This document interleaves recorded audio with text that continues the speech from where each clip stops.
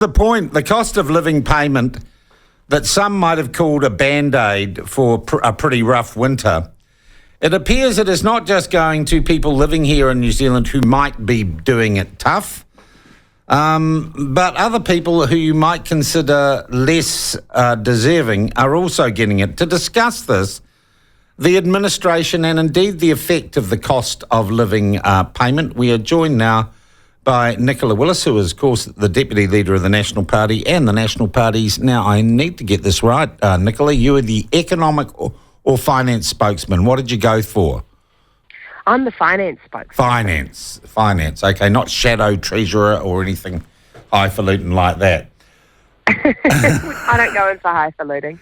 All right. Good morning, Sean. Yeah, good morning. Nicola, do we know in general how many people are going to be receiving this or are receiving this cost of living payment? Well, the government says it's just over 2 million. But the question for me is how many of those 2 million people actually live in New Zealand? Because over the past couple of days, I have been contacted by people all around the world, in Dubai, the Netherlands, Sydney, London, India, the Philippines, saying, I wasn't expecting to get this payment. Frankly, I don't think I deserve it. And yet here it is, turning up in my New Zealand bank account. So what we've seen is that this payment is going to people who the only thing they seem to have in common is that they, at one stage, paid tax in New Zealand, even if several years ago, and had left a bank account dormant somewhere. So our concern is that this payment is reaching a lot of people, not necessarily people living in New Zealand with cost of living challenges. Okay, are you telling me that some of them aren't even New Zealand citizens? Well, it appears so. We have been contacted by at least 2 people who live in other countries, who were at one point temporary migrants in New Zealand, have long since left, are now back in their home countries. As I said, there's a man who left New Zealand in 2014 and is now in India, another who left New Zealand in 2019 and is now in the Philippines. Both were only ever here on temporary visas, and they seem to have got the payment. So there's something very strange going on, and it's frustrating because ministers have been quite dismissive, saying, oh, well, there are always going to be some ineligible people who would get it. The question is how many and at what cost to the New Zealand taxpayer? How much does the package cost in total? Do we know that? Well, the estimates have been pretty rough because, of course, they don't actually quite know the numbers, but just under $1 billion. And, of course, if there were even 1% of that 2 million not receiving it, we're talking millions of dollars of cost. Okay, but at the moment, the official response has been, nah, let's not worry about it. Exactly. The response from ministers has been, oh, well, we knew that there'd be people who weren't eligible who'd get it. That's just part of shoving the money out the door as quickly as possible. And I think that's our point. When you design policies on the fly, when your sole goal is to temporarily shove cash out the door, then there are unintended consequences which are unfair. And in this case, there are New Zealand taxpayers who are doing it very tough, who aren't getting the payment. I was contacted by a woman yesterday. She said, in the last tax year, I earned $74,000. In fact, Nicola, this year I'll only be earning $70,000. I'd really like that payment. It's pretty tough to pay all the bills right now for my family. Why aren't I getting it? But someone living in London on a big salary is. And that's a very good question. Okay, are you also telling me that some of these people overseas who are not New Zealand residents, may not be New Zealand citizens, also don't qualify on income threshold? Correct. There are several instances of that. In fact, there was a woman, Charlotte Castle, who went on TV last night to say, look, she's a really good example of that. She's been living in Australia for 6 years. She's earning more than $70,000. She showed the TV journalist her house, which she said, look, I'm living in a nice house. And she's received the payment. And so you just sort of shake your head and say, what is going on? This is the opposite of targeted, which is what the government told us this would be. This appears to be as though someone has got the money gun and sprayed it around the world. Why not just throw the money out of the top floor of the Treasury and let people catch it? It seems pretty careless. Well, I've got an old-fashioned idea, and it's this. Why not just do some tax reduction so that the people who are working hard, who are earning money, who are paying tax, get to keep just a little bit more of it? That seems a very straightforward, logical approach to me. And the great thing about doing it that way, you don't have to hire hundreds of people at IRD. You don't have to do extensive data matching.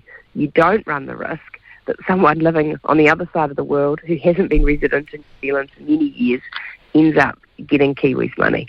Why do you think the government didn't do it that way? Because it would have seemed to me temporary targeted tax relief. You've already got an administrative infrastructure that can identify those who qualify relatively easily. It's not a huge ask administratively.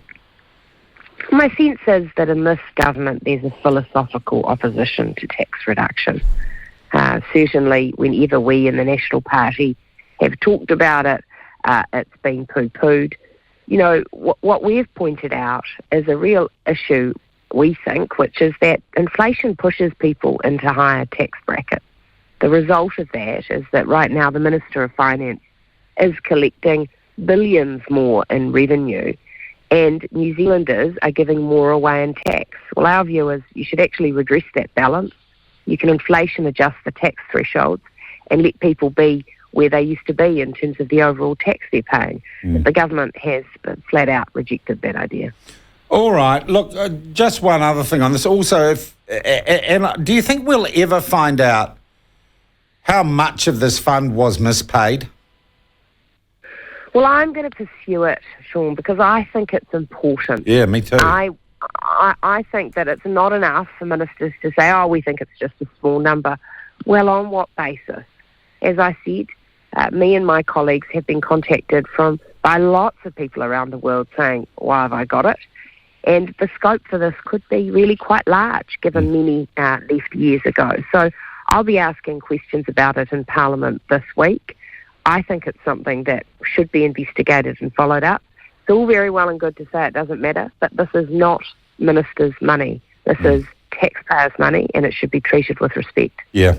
I look too and see today what front page of the Don Post this morning, Andrew Little looking to try and sweeten the deal to attract nurses and doctors and people to our struggling health sector. And I think the money we are literally giving away to people overseas that could be applied to something way more important like that, couldn't it? Well, that's exactly right. There's no shortage of things that New Zealanders' money could be used on.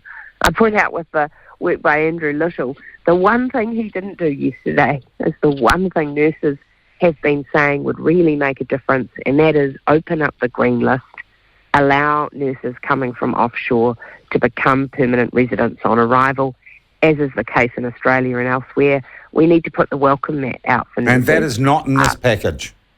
No, it's not. There's a stubborn refusal to budge on that, and that's really frustrating for New Zealand nurses who are overworked and overwhelmed and desperately want some more colleagues. Do you think that too is ideologically driven, by the unions? Well, it seems to be. Again, it's just such an obvious thing that would so clearly make a difference, and I can't understand why the government won't budge on it. Look, finally, people who have contacted you and have got this money that they don't need, shouldn't they just give it back? Wouldn't that be the decent thing to do? Well, look, interestingly, Sean, many are volunteering that that's their intention, and I think that that is the right thing to do, and I think we'll see that many of them will do that. The other side of it, of course, is that the government has been very clear. The IRD have said unless people have acted fraudulently or been willfully misleading, they're not going to ask for it. They're not liable to pay it back, and the IRD won't be pursuing them. I expect many of them will. And certainly I'm when they're putting that to me, I'm saying, well, yes, that is the right thing to do. But look, I imagine there are also potentially thousands who will have this money going into a New Zealand bank account who won't even know about it. Yeah, well, David Parker said yesterday, apparently, that he believed it's about 1%. So that's 20,000 people at 350. That's $7 million. That's chump change. That's that's a couple of mongrel mob drug rehab programs right there. Well, don't tell struggling New Zealanders that 7 million is chump change. That is a significant sum. But look, the point is I think it's more than 20,000. When you've got people who left New Zealand several years ago, the potential cohort of people is massive because of naturally hundreds of thousands of people have left New Zealand, and I'd say a good portion of them left a bank account open. Yeah. So we do need to dig into this a bit further and find out how big the scale of this wastage is. Yeah, I do expect the government, I may not agree with how it spends the money, but I expect that it doesn't just throw it away. It's highly irresponsible. Nicola, I thank you very much. We will follow developments on this story with great interest, and we thank you for your time this morning. Thank you, Sean. Talk soon. Nicola Willis, their Deputy Leader, Finance Spokesperson. Do you think 7 million is chump change? Do you think it's careless of a government to give away money to people who don't need it? And what would you do if you check the bank account tomorrow and you find you've got the cost of living payment and you don't qualify for it? Would you give it back, or would you go and buy a lotto ticket?